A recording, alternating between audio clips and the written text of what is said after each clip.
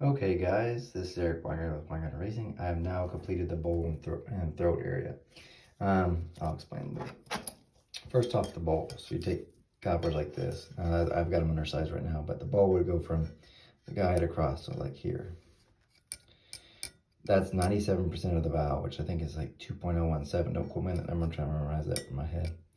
So made it that width, and then the throat, which goes from here, bottom of your seat pretty much, is 90%. So both safe. You guys easily could do this. Made him that. And then what I did, it's gonna be pretty hard, but I also laid back the short side, which in other words I ground it down so it's not as steep as it was. And then I also widened it over here to match the bowl, because as you make the bowl wider, you need to make this part fit it, because it'll be out like this and the short side won't match, so I had to match it. As a note, I will point this out because I've ordered these heads before. This is not the first set. Probably won't be the last set either. There's actually water, not underneath the short side, but on the right, and I'm trying, my camera keeps trying to focus on the wrong thing, but right about there. And I mentioned this because what happened once is let me actually get this, show you there. I'm gonna stick this through here. Okay, so it would be right, I was actually grinding right here. There's water.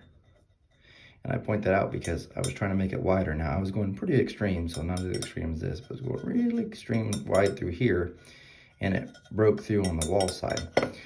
And I point this out because I was having my welder weld it, and because it's an import head, the aluminum's trash can material, or whatever, it's a bunch of aluminum cans. And as he welded it, the crap just, it kept cracking out. So because you add heat, of course, to melt the aluminum, it would start cracking, and then it would just spread. And and the hole was really small here, but it ended up spreading all the way down. And he kept chasing it and chasing it and chasing it. And then started going up. So he finally got it where it stops here. Well, it started going back up that way too, because this is not, the aluminum's not heat treated properly like other stuff, and it's just crap aluminum.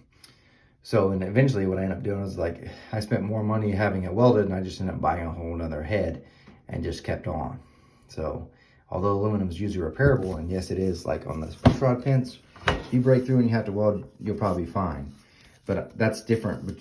That's just stopping oil. There's no pressure behind it. So if you actually were to grind through here, you can weld it up and everything will be okay. But here is water pressing through, and you're talking like, I don't know, 12-pound cap or whatever. So you got pressure on it with water, and there's cool and hot, and there's bound to be issues. So just something to keep in mind. All right, I want to put them on the flow bench, see what it does. Okay, guys, as I was looking at some of the editing on the video just a second ago, I realized it's pretty hard to see the flow numbers.